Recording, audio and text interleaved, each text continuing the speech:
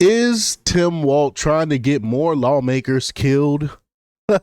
Of course he is. He's bought and paid for by the CCP, by the Chinese Communist Party, and he's doing their bidding. They want to disrupt and destroy the United States. And Tim Walz, I believe, is helping him do that. So we're going to talk about what he's exactly doing to do that. But before we get started, go ahead and hit that like button.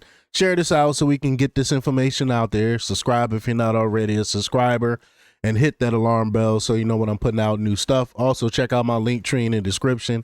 It has a link to my Patreon. That's where I talk about things that I can't talk about here. There's also a link to my Instagram and my X account, so follow me there as well. All right, so let's get into this news. Now, this comes from PJ Media, and they report, if there's one thing the anti-gun crowd can be counted on to do is to exploit tragedy. We see it time and time again.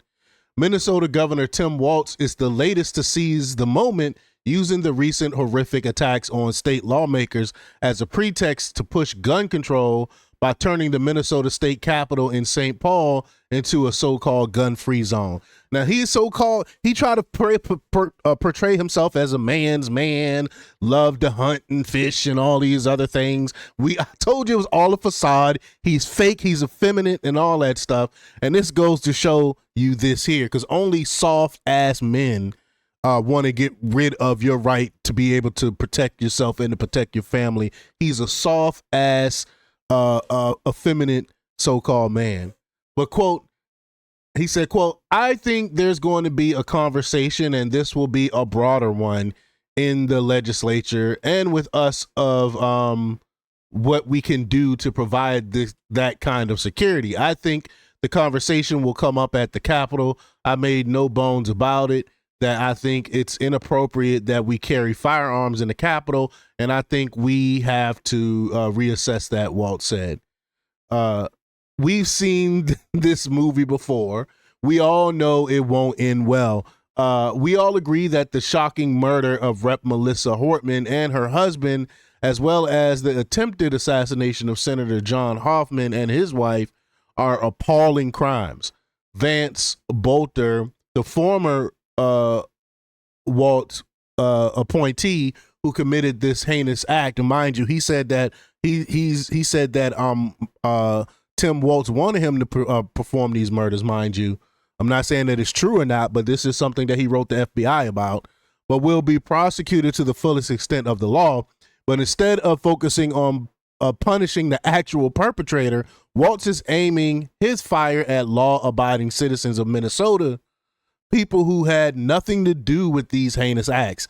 And as per usual, this change, had it been in place weeks ago, would have done nothing to protect the Hortmans or the Hoffmans. And again, we see this time and time again. They want to take away our rights because some idiot committed a crime. This should be a reason for everyone to have a gun, to protect yourself. Because police, I say this time and time again, police show up after things happen. They're never proactive. They're always reactive. So you need to be able to defend yourself. It doesn't matter that it is a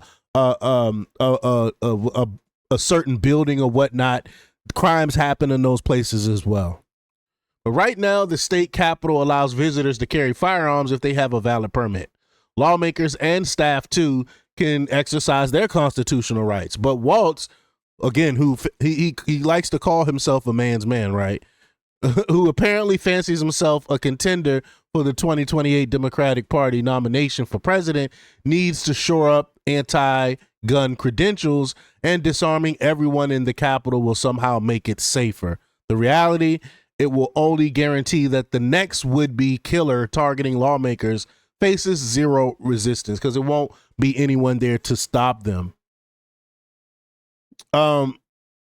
This isn't just naive, it's reckless. Disarming the law-abiding won't stop the next criminal who's determined to do harm.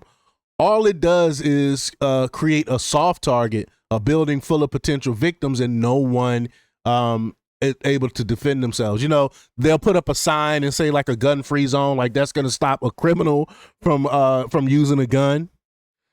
And it wasn't at all that long ago that Walz was running for vice president, pretending to be an advocate of gun rights. Again, like I was alluding to, he's so fake. He's so fake. If Walz were serious about security, he'd propose real measures, armed guards, metal detectors, and security interests. However, simply prohibiting guns and relying on luck is not a viable strategy. It's merely a wishful notion, and it sends the message to the next would-be assassin that the state capitol is a soft target. This is the same tired playbook we see every time there's a tragedy. The impulse to do something is understandable, but stripping rights from responsible citizens is never the answer. But I think, again, he's getting his marching orders from the CCP. They want all Americans disarmed. That's the only thing that's stopping China from completely running through our country and activating their insurgents that they have that cross the border and stuff, is they know that most Americans are armed and we will defend ourselves. And Tim Walz want to take away that so the CCP can have easy targets. If anything, now is the time to double down on self-defense. Maybe it's time for lawmakers and their staff to sign up for concealed carry classes, because the right to protect oneself shouldn't be up for debate, and it certainly shouldn't be sacrificed on the altar of feel-good politics, right? Governor Walz's proposal won't end well because, again, majority of Americans are for Second Amendment rights. Even those on the left, they believe in gun rights all of a sudden. But it won't make anyone safer. It will only embolden those who don't care about the laws in the first place, while leaving those he claims to want to protect defenseless. Now more than ever, we need to speak out against it. I'm sorry, this is this last part was basically saying support PJ Media, whatever. But we need to speak out against this. We can't allow them to try to take our Second Amendment rights. We know these crazy leftists and what they want to do. They want to disarm. So once they take away our guns, then they'll be able to take away our First Amendment rights. And I say, don't let them have it. But y'all, let me know what y'all think about this. Leave y'all comments down below. Like, share, and subscribe. And check out jjthepsychotherapist.com for the latest in news. Until next time, peace.